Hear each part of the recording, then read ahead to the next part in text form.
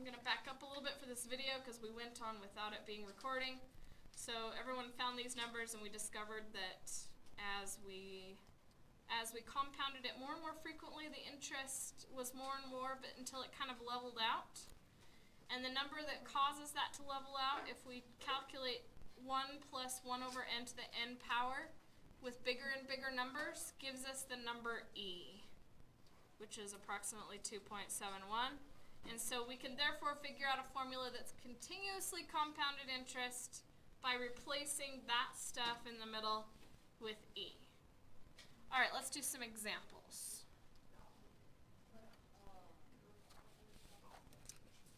All right. Number 1.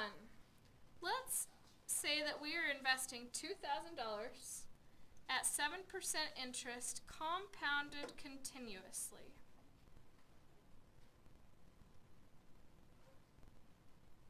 Okay, so what formula are we going to use? A equals P e to the RT power. So so we want to find the amount at the end, okay? Oh, in fact, we need to answer another question. What is this investment worth in 20 years? Okay. So let's plug in the numbers. What's the principal? 2,000. And then E is just the number E, 2.71. Just use the one in your calculator, it's more accurate. What's R? 0.07. And then what's T?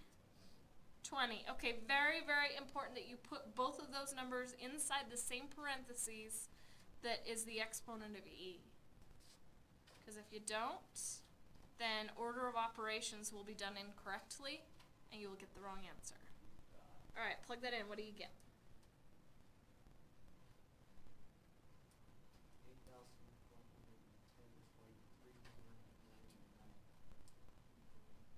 I wasn't listening, but I had this number written down. Is this what you said?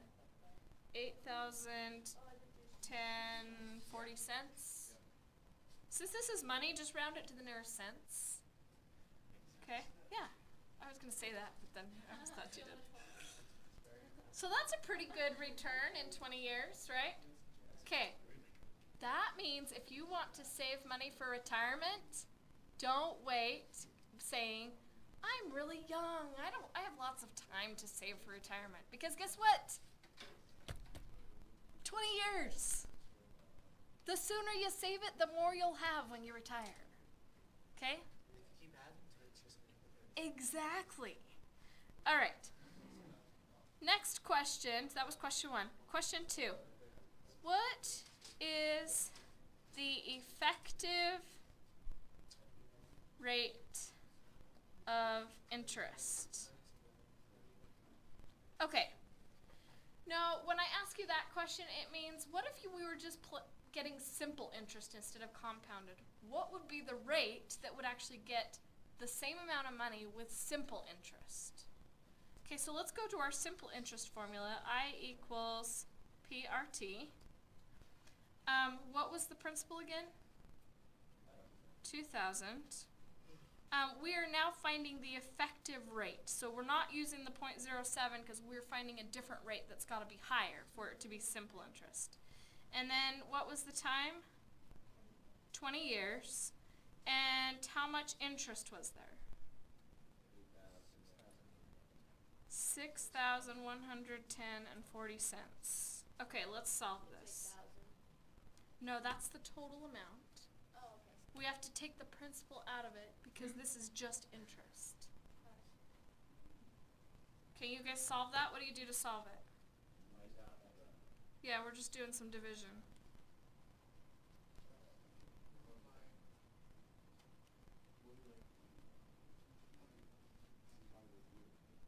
I don't know if you guys got the same thing. 15276. So basically 15.3%-ish. Okay? See what compound interest does? In order for you to get the same amount on simple interest, it would have to be a 15% rate. Whereas the compound interest was done at 7%. Okay. Now, for some reason, I think that's the wrong answer. It's 15%. but I usually do effective rate of interest a different way, which is what I wrote on my paper, and I got a completely different answer. I just thought it could be done this way, so now I am too.